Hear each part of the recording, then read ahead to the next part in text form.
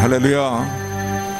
요즘 지구촌에서 일어나고 있는 일들을 보게 되면은 주님께서 마태복음 24장을 통해서 말씀하신 주님의 재림이 가까울수록 일어나는 징조와 현상들이 너무 빈번하게 뚜렷하게 일어나는 모습들을 보면서 주님의 재림의 때가 정말 임박해 오고 있구나라는 것을 우리가 느끼게 됩니다.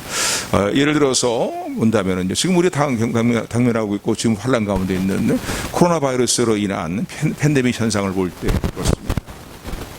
백신이 개발되어서 면역이 형성이 되고 그래서 이제 곧 코로나 바이러스 새로운 그런 상황이 될 것이라고들 얘기를 했지만요. 변종 바이러스가 또 이렇게 코로나 바이러스가 변종 바이러스가 또 이렇게 코로나 바이러스 변종으로 또 이렇게 전염이 되기 시작하면서요. 그러면서 걷잡을 수 없이 또 수많은 이제 확진자들이 나오는 그런 상황들을 보면서 경제도 엉망이 되어 가고 있고 사람들의 삶의 희망도 다 무너져 내리는 것 같은 그런 모습을 보고 말이죠. 이런 문제뿐만 아니라 최근에 일어난 일만 살펴보아도 아이티에는요 천재지변으로 인한 지진이 일어났습니다.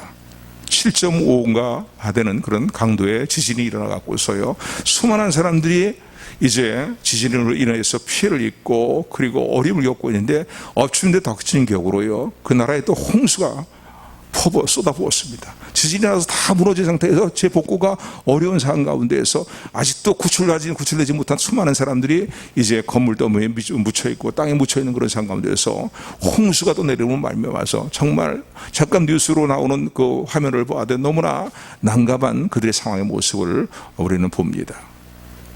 그런가 하면은 아프가니스탄에서 일어나고 있는 사건들을 난리와 난리의 일들을 보게 될 때에 정말로 그 난민들 말이죠. 하루아침에 난민이 됐잖아요. 미국이 갑작스러운 철수로 인해 갖고서 말이죠. 탈레반에 의해서 말이에요. 수많은 사람들이 무차별하게 죽음을 당하기도 하고 말이죠.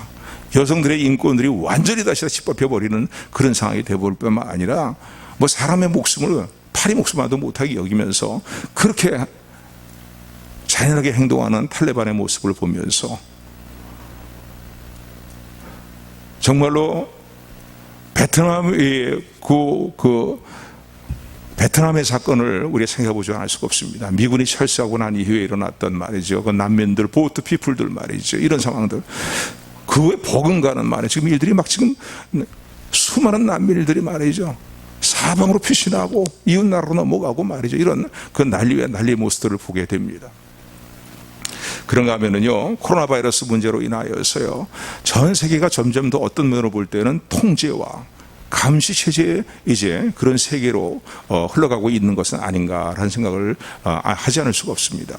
최근에 뉴스를 보게 되니까 프랑스라든가 독일에서 일어난 사건들을 보게 되면은요, 백신을 접종을 받아야 되는데 백신 접종을 받지 않은 사람들에게는 제재를 가한다는 거예요.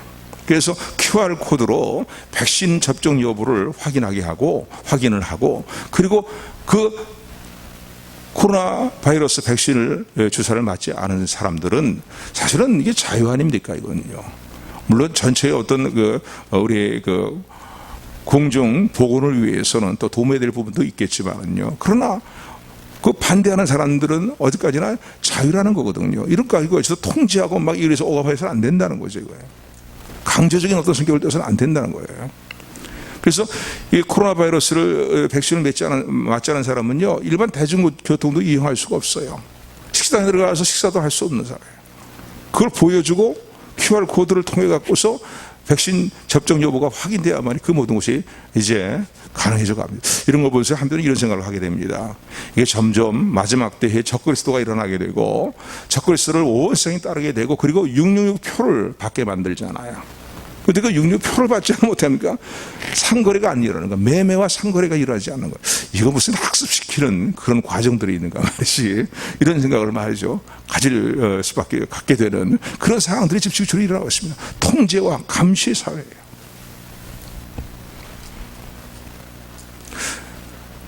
그 이전부터 이런 재난과 난리와 난리의 소문들은요, 재난의 시작들은 벌써 오래전부터 시작이 되었지만은요, 점점점 주님의 이제 재림이 임박해 오는 그런 상황 가운데서 이런 현상이 너무나 빈번하게 일어나고 더 극심하게 일어나는 모습들을 보면서 정말 주님의 때가 주님의 재림의 때가, 종말의 때가 점점점 다가오고 있구나.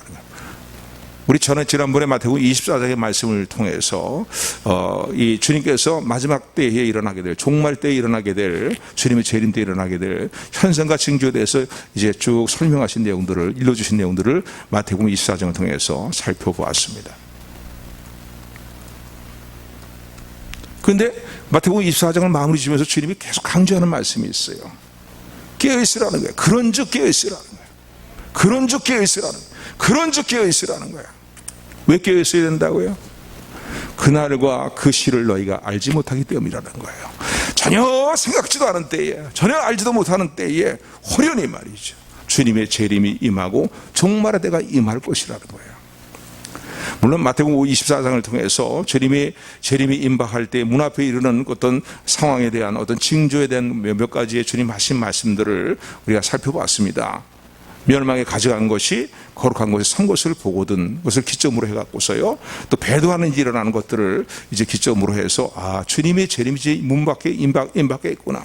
그리고 뭐 전무후무한, 창세후로 전무후무한 말이죠. 그런 전무후무는 그렇고 창세전 이후에 정말로 이런 환란이 없었던 그런 환란들이 말이죠, 환란들이 일어나는데, 엄청난 환란들이 나잖아요. 요한계시를 보게 되면요, 지구촌의 인구의 4분의 1이 죽어요.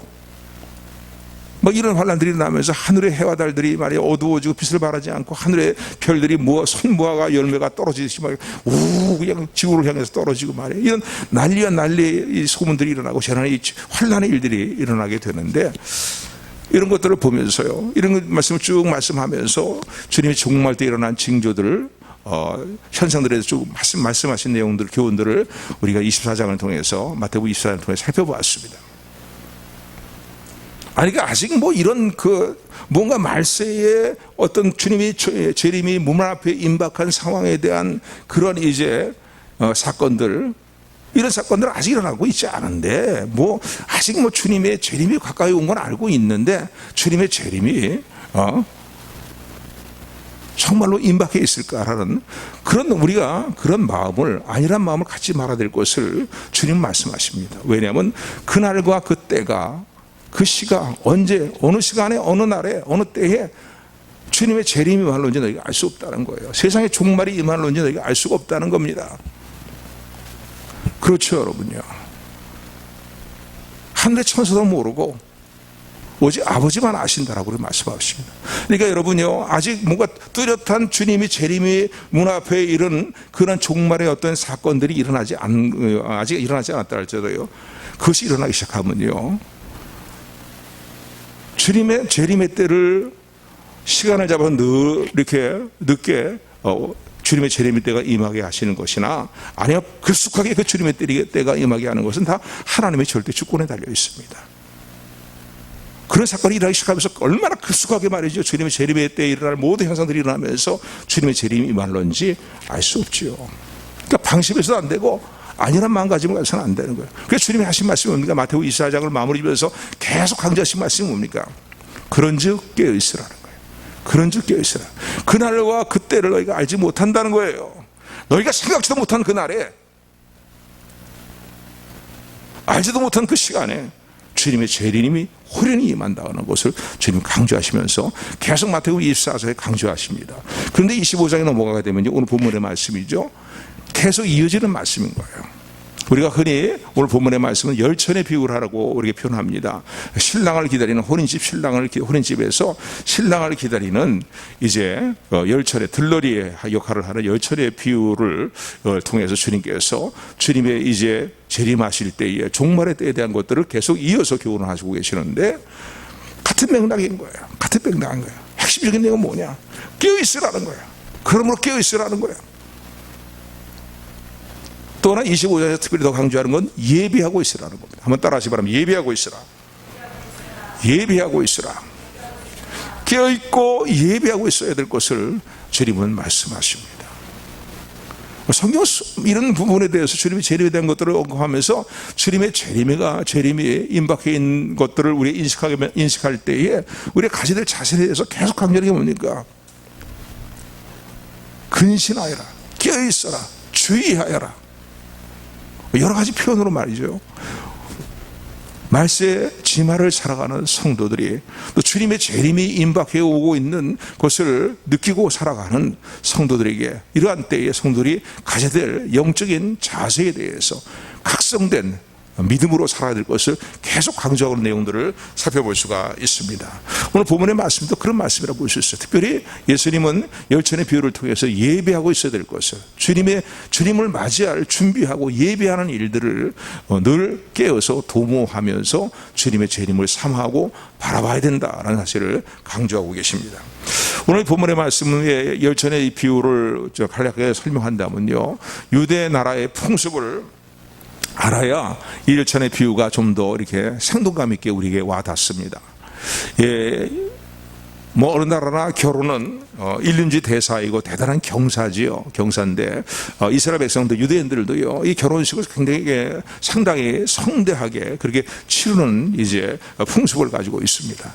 그래서요, 대체적으로 이제 신랑이 신부가 있는 집까지 오늘날같이 교통이 발달된 데가 아니니까요, 먼 거리를 가서 그 신부와 이제 신부 집에서 결혼식을 치르고 난 다음에 대체적으로 신부를 데리고 신랑 집으로 데리고 와서는 일주일 동안 큰 잔치를 계속 베푼다고 합니다. 그런데 이 신랑의 집이 신부 집에서 멀 때는 그 신부 집에서 혼을 치르고 그 이제 신부의 집에서 일주일 동안 큰 잔치를 계속 지속해서 잔치를 이제 벌이는데, 이때에 신랑이 신부를 맞이하러, 신부와 이제 혼인을 치르기 위해서 이제 올 때에 신랑의 친구들과 함께 오겠죠. 신랑과 함께하는 사람들과 그 무리와 함께 오게 될 것입니다. 그런데 그들을 맞이하기 위해서 이 신부의 친구들이 들러리로 나간다는 거예요.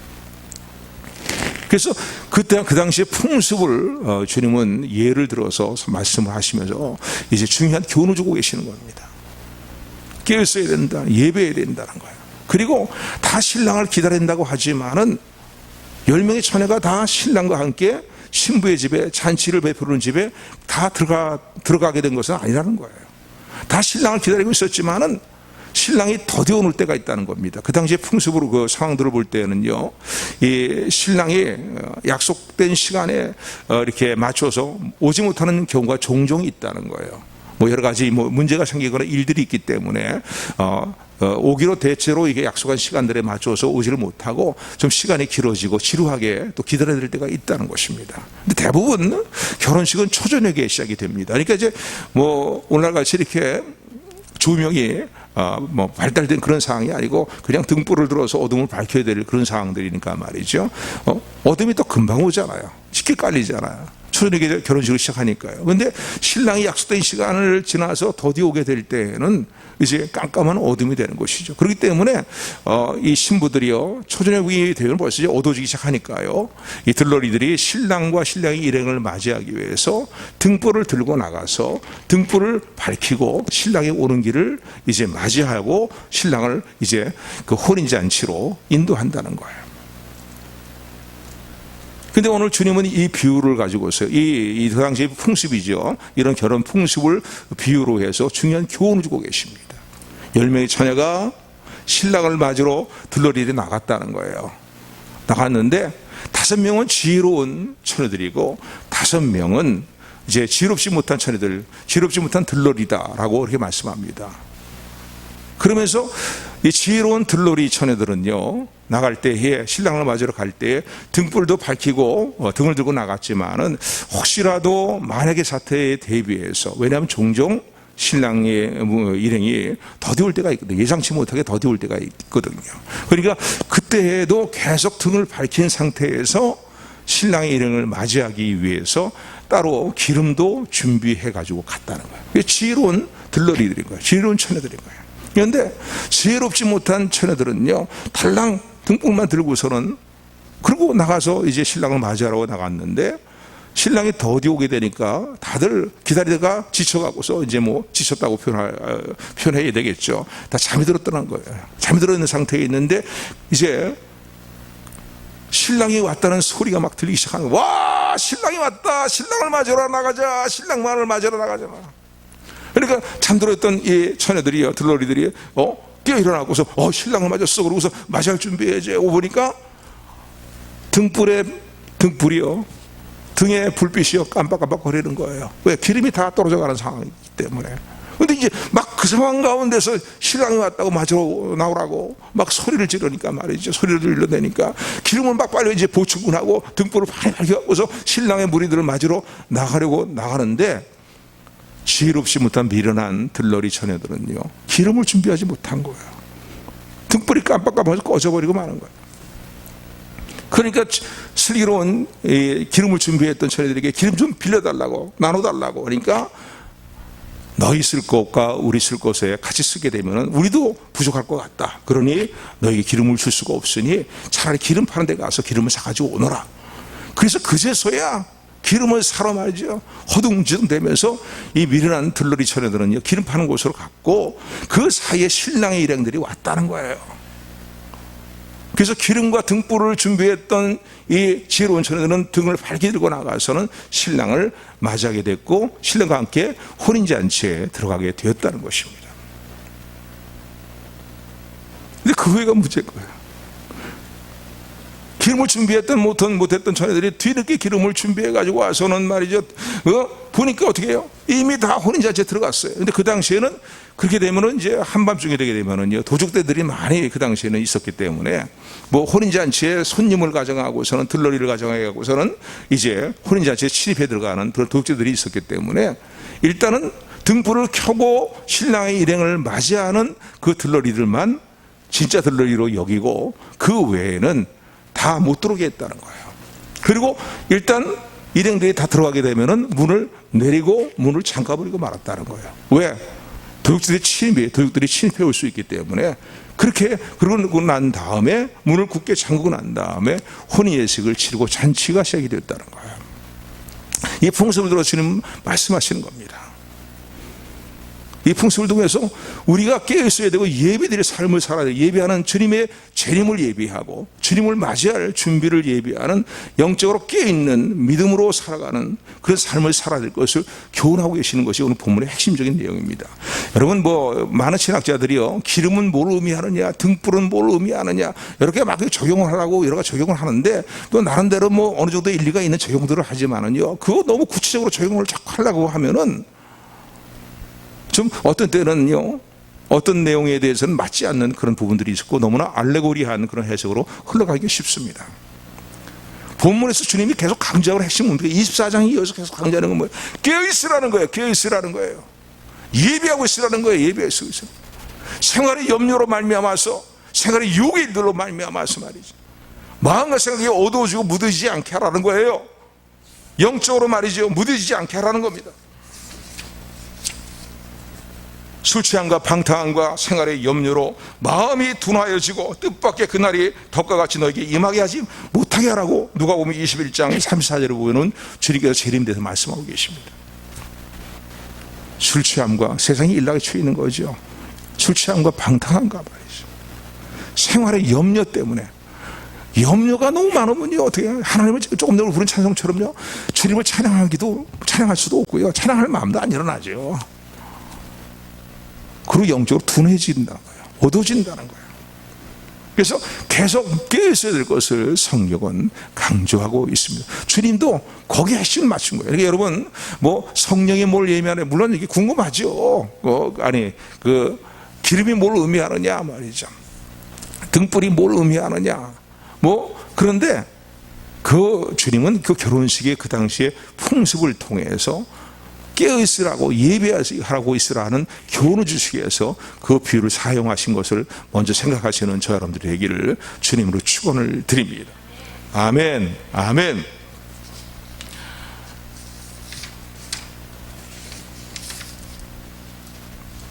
그래서요, 오늘 이 열천의 열천에 대한 모습을 보면은 반반 양분되어 나눠져 있어요. 그죠?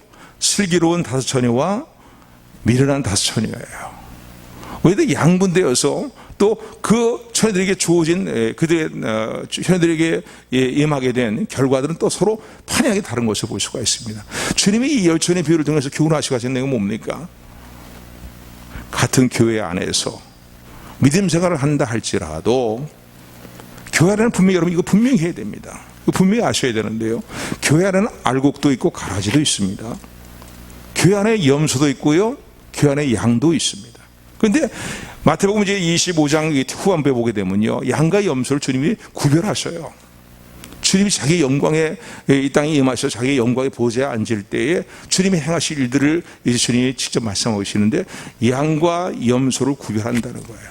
그래서 양은 예수님 오른편에, 염소는 예수님 왼편에서 이제 주님이 주시는 그 상급의 자리로 들어가고 하나님 예비하신 영원한 하나님 나라의 영광을 누리는 자리로 하나님 나라의 잔치에 들어가고, 또 왼쪽에 있는 염소들은 심판과 영원한 형벌에 처하게 되는 그런 이제 일들을 주님이 말씀하시는 내용들을 마태복음 25장 후반부에 보면은요, 볼 수가 있습니다. 바로 이 사실을 경고하시기 위한 거예요. 같은 우리가 교회 생활을 한다고 해도 깨어있지 못하고 영적으로 깨어있지 못한 그런 삶을 살아간다면은 결국은 어떤 결과를 가져오느냐? 혼인잔치에 들어가지 못하는, 하나님 나라의 잔치에 들어가 영원한 생명과 복날을 누리는 그 잔치에 들어가지 못하게 된다는 사실을 교훈하시기 위함이라는 거예요. 그러니까 여러분, 교회를 다닌다고 해서 다 구원받습니까? 아니에요, 여러분요. 주님이 인정하지 않는 모습으로 교회 생활만 답습하는 사람도 있어요. 교회 안에 알곡도 있고 가라지도 있다는 사실을 분명히 아셔야 됩니다. 장차 주님이 나는 너희가 누구인지 도무지 모르겠다고 하실 미련한 15명에게 주님이 하셨던 말씀처럼요, 그런 말씀을 듣지 않는 우리 모두가 되기를 주님으로 축원을 드립니다. 이 교훈을 주시는 거예요. 그러므로 너희가 깨어 있어야 된다는 거예요. 그리고 예배하고 있어야 된다는 거예요. 자, 그렇다면요, 여러분, 무엇을 예배해야 될까요? 어떤 모습으로 깨어있는 삶을 살아야 될까요? 주님 계속 강조하는 게 깨어있어라, 예배라는, 어떤 모습으로 주님의 재림을 예배하고, 그리고 깨어있는 모습으로 어떻게 살아야 될 것인가. 중요한 거 몇 가지만 생각해 본다면요, 우선 이걸 분명히 하시기를 바랍니다. 분명히 좀 여러분이 하시도록, 고기 다 드시고요, 또 이제 말씀 끝나는데 또 이렇게 뭔가 갈등에 붙잡히지 마시고 이걸 분명히 하시기 바랍니다. 여러분, 우리가 구원은 어떻게 받습니까? 하나님께 의인으로 인정받고 구원받는 것은 어떻게 받습니까? 예? 오직 믿음으로, 오직 은혜로, 그죠? 믿음도 하나님 주신 은혜의 선물이니까. 그러니까 이건 여러분 분명히 하셔야 돼요. 누가 와서 무슨 얘기를 하든 간에 성경의 어떤 부분들을 우리가 해석하든 간에 분명히 될 건 뭡니까? 오직 우리가 하나님의 의인으로 인정받고 구원받는 것을 우리의 행위로 말미암아 이루어지는 것은 아니라는 사실을 분명히 하는 저 여러분들에게를 소원합니다. 오직 예수 그리스도를 믿는 믿음으로만 구원을 받습니다. 그 믿음도 하나님 주신 은혜의 선물인 것을 더욱더 굳건히 믿는 저 여러분들이 되기를 주님의 이름으로 축원합니다. 축원합니다. 그런데 구원받는, 믿음으로 구원받는 이 것을 우리가 생각하면서 이것을 우리 신학적으로 이신칭이라고 얘기하죠. 오직 믿음으로 하나님께 의롭다 칭함을 받고 구원받는다는 그런 표현인데, 이 믿음을 가지고 구원받은 성도들은요, 성도들에게는 어떤 일이 있냐면요, 구원받기 위해서가 아니라 구원을 받았음으로 말미암아, 구원받은 하나님의 자녀로 거듭났음으로 말미암아서 행위로 구원받는 것은 절대 아닙니다. 그러나 구원받은 그 증거로서 우리의 삶에 그 구원받는 믿음에 따르는 행동들이 나타나게 되어 있다는 거예요. 행함이 나타나게 되어 있다는 거예요. 그래서 야고보는 행함이 없는 믿음은 죽은 믿음이라고 얘기하는 말씀의 의미가 바로 그런 의미입니다. 행위로 구원받는 것은 아니에요. 그런데 믿음으로 구원받고 은혜로 구원받은 성도의 삶에는 그 구원받은 이제 은혜에 따르는 자연스럽게 나타나는 행위들이 있다는 거죠. 참으로 구원받은 믿음을 갖고 은혜로 하나님의 구원받았느냐? 그렇다면 구원받은 사람에 나타나는 그러한 이제 행위의 열매들이 나타나기 시작한다는 겁니다. 가령 예를 들면요, 그래서 야고보서는 두 인물을 들고 있죠. 대표적인 유대인의 대표적인 이제 신앙의 사람인 아브라함의 예를 들어서 이제 설명하고 있고, 그런가 하면은 또 어떻게 보면은 이방인 가운데서 아주 천박한 여인이라고 취급을 당했던 이 여리고성의 기생 라합에 대한 예를 들어서 야고보는 그렇게 행함이 없는 믿음은 죽은 믿음이다. 또 이 행함이 없는 그 영혼은 영혼이 없는 그런 삶과 같이 말이죠. 행함이 없는 믿음은 죽은 믿음이라는 사실을 그렇게 설명하고 있는데, 아브라함의 그 삶의 행적에 대해서 어떻게 이제 설명을 하고 있습니까? 창세기 15장 6절에 보면은 아브라함이 나이가 정말 많아져 갖고서는요, 하나님의 약속의 말씀을 듣고 본토 고향 집을 떠나왔고, 그리고 하나님 지시한 땅으로 들어가서 살고 있음에도 불구하고 자손이 생산이 안 되는 거예요. 자기는 정말 더 이제 자손 생산할 능력이 더 상실되어 버리는 그런 상황이 되었거든요. 그런데 하나님께서 그에게 하신 약속이 무엇이냐면, 다시 하나님 식물 교육으로 그에게 교훈하시잖아요. 약속하시잖아요. 아브라함아, 하늘의 수많은 별들을 보아라 말이죠. 네 별들을 다 셀 수 있겠느냐? 저는 주님 못 세겠습니다. 바닷가의 모래알들을 보아라. 못 세겠습니다. 다 헤아릴 수 있겠냐? 셀 수가 없죠. 내가 정녕 너에게 일전에 약속한 그 약속의 말대로 바닷가의 모래알처럼 하늘의 수많은 별처럼 네 자손을 번성케 할 것이다. 다시 약속의 말씀을 확인시켜 주시는 거예요. 이제 신문교육을 통해서 말이죠. 그런데 창세기 15장 6절에 보면은요, 하나님이 처음 약속을 받고 고향 땅을 떠날 때보다 자기 지금 10여 년의 세월이 흘러갖고서는요, 자기가 10여 년 이상의 세월이 흘렀죠. 자손을 생산해서 능력을 전혀 이제는 이야기할 수 없는 다 상실해 버린 그런 상황이라고 말할 수 있고, 인간적으로 자손을 생산하는 건 이거 불가능한 일이 아닌가라는 그런 상황 가운데서도 누가 말씀하셨기 때문에, 하나님이 약속하셨고 말씀하셨기 때문에 그 사실을 믿었다는 거예요. 아멘. 그 믿음을 보시고 하나님이 아브라함을 의롭다고 말씀하셨다는 거예요. 그러니까 여러분, 우리가 믿음으로 의롭다움을 받은 성도에 나타나는 삶의 모습이 있어요. 그건 뭡니까? 그 믿음에 따르는 행동의 열매들이 나타나게 되어 있다는 것입니다. 아멘. 아멘. 기생 라합에도 그렇잖아요. 여리고성 기생 라합이지만은 이스라엘 백성들이 하나님이 상처나지 하나님이 정말 살아계신 참된 신이라는 사실을 소문을 통해서 듣고 믿게 되었을 때에 그 행한 일은 뭡니까? 그 믿음으로 말미암아 행한 일은 무엇입니까? 여리고성을 정탐해 들어온 이스라엘 백성, 이스라엘 정탐꾼들을 생명을 걸고 숨겨주고 그들이 무사히 피신하도록 도와줬다. 우리가 분명히 될 것은요, 우리가 구원받는 것은 오직 예수 그리스도를 믿는 믿음으로만 구원을 받습니다. 우리의 행위로 말미암아 구원받는 것은 아니에요. 이걸 분명히 하시는 저 여러분들에게를 주님으로 축원을 드립니다. 축원합니다. 그런데 이 믿음을 우리가 갖고 있다면요, 이 그런 구원의 확신을 가지고 있다면요, 우리의 삶에 나타내야 될 삶의 일들이 있다는 거죠. 나타내야 될 믿음의 행위들이 있어야 된다는 거예요. 이 구원의 조건은 아니에요. 그러나 은혜로 구원받은 사람은 반드시 이런 것들이, 이런 행동들이, 이런 행위들이 나타나야 된다는 것입니다. 또 하나님이 요구하시는 그런 일들이 있다는 거예요. 구원받기 위해서 네가 이런 것을 행해야 된다고 요구하시는 게 아니라, 은혜로 구원받은, 믿음으로 구원받은 우리에게 하나님 기대하시고 요구하시는 하나님의 요구가 있는데, 성경이 말하고 있는 그 요구는 무엇입니까? 영적으로 각성된 믿음의 삶을 살라는 것입니다. 아멘. 아멘. 한번 따라 하셔봐라. 영적으로 각성된 믿음의 삶을 살라. 아멘. 그러니까 여러분, 우리 성도들이 다 구원의 확신을 갖고 살기를 주님으로 축원을 드립니다. 구원의 확신을 누리십시오. 믿음으로요. 그런데 단지 누리는 자리만 끝나지 말고요, 하나님의 기대가 무엇인가, 하나님께서 내게 지금 구원받은 나에게, 하나님 자녀된 나에게, 거듭난 나에게 하나님이 계속 원하시고 요구하시는 것이 무엇인가요?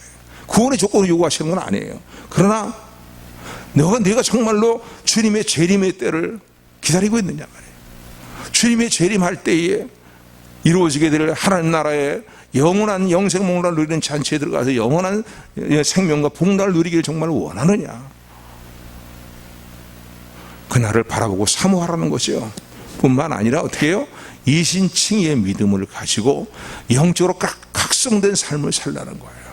아멘. 그래서 성경 계속 강조하는 게 깨어있어라, 근신하여라. 생활의 염려라든가 방탕과 술 취함과 말이죠, 생활의 염려에 꽉 잠겨 무슨 말이죠. 깨어있지 못한 삶을 살아서는 안 된다는 거예요. 스스로 우리의 삶의 모습을 점검하라는 거예요. 그러니까 각성된 믿음의 삶을 살기를 주님이 원하십니다. 요구하고 있는 거예요. 성경이 그래서 이런 각성된 믿음을 가지고 어떻게 살아야 되겠어요? 마태복음 오늘 본문의 말씀 13절 이후에 보게 되면 또다시 다른 비유로 주님 말씀하시는데, 뭐 어떤 비유입니까? 달란트 비유예요. 우리가 잘하고 있는 달란트 비유예요. 주님의 재림을 바라보면서 사모하면서 예배해야 될 일들이 뭡니까?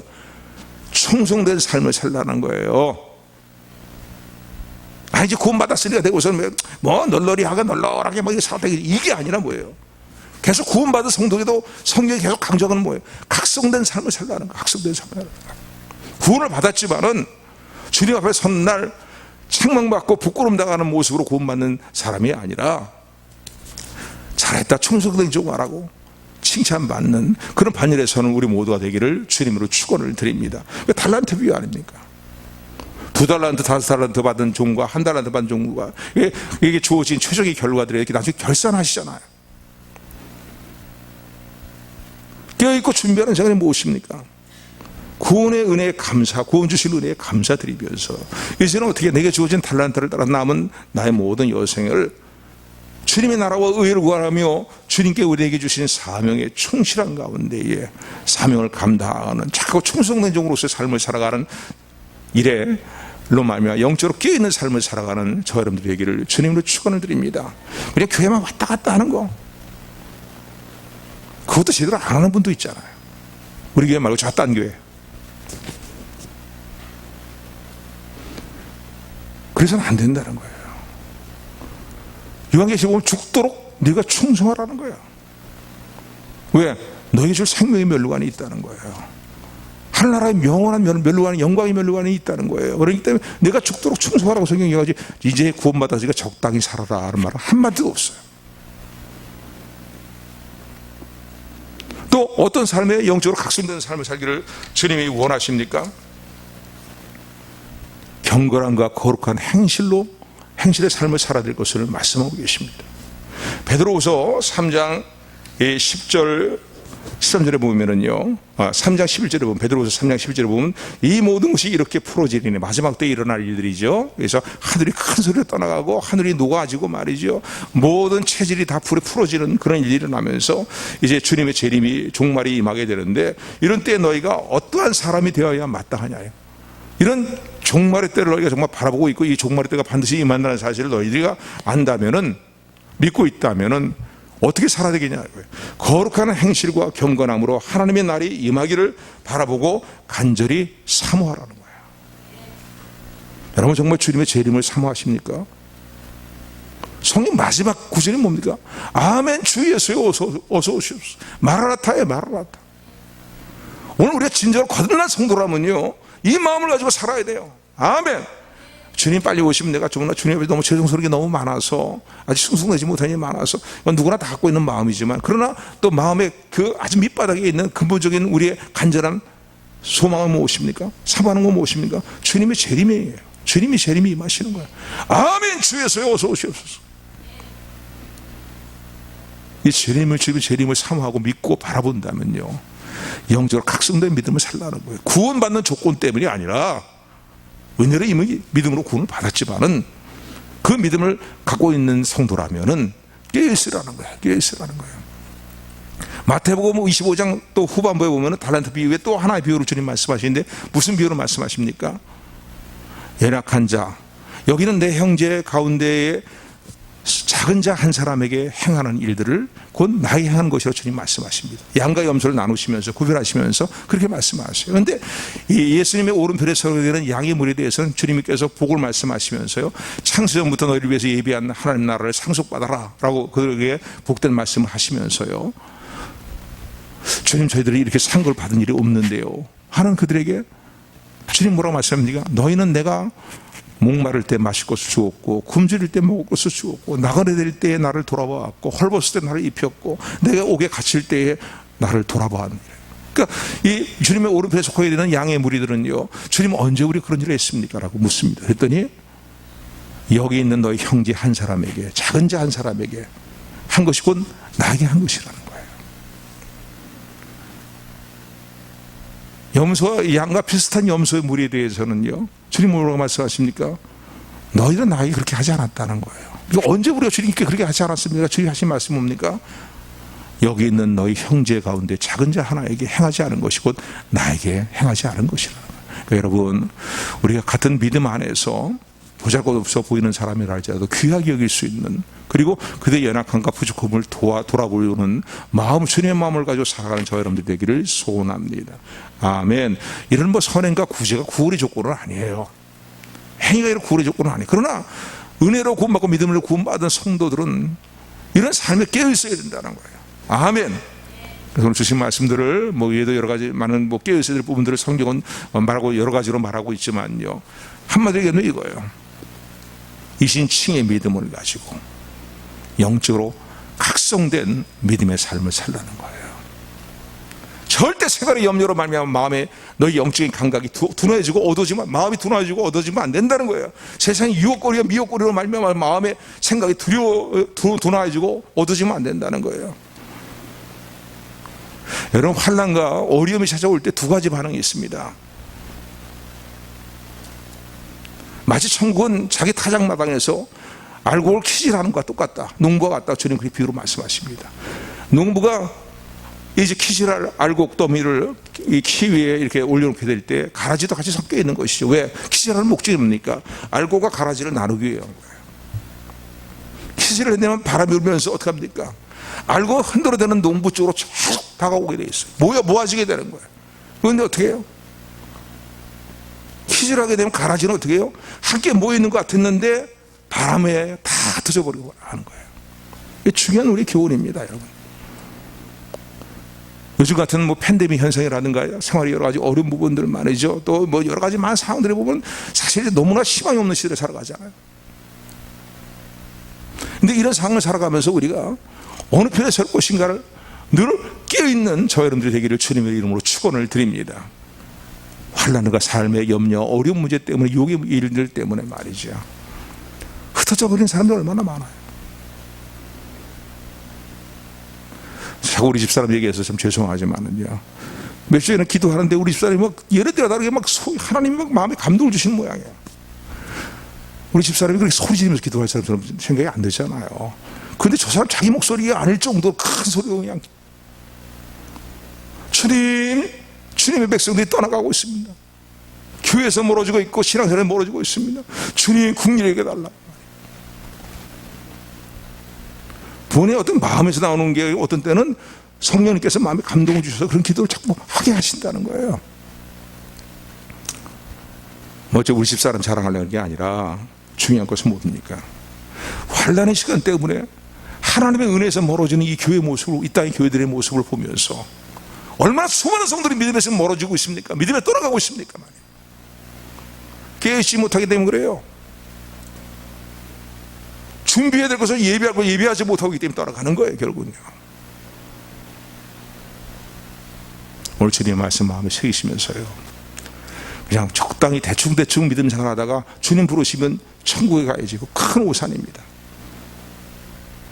정말로 참으로 구원받은 믿음을 가진 사람은 영적으로 각성된 믿음을 살 것을 하나님께서 요구하고 계시고요, 구원의 조건은 아니지만은요, 또 반드시 영적으로 각성된 삶을 살게 되는 사실을 마음에 새기시고 깨어있어라, 예비하여라, 나의 때가 곧 임박하느니라 라고 말씀하시는 주님의 말씀 마음에 새기는 우리 모두가 되기를 주님으로 축원합니다.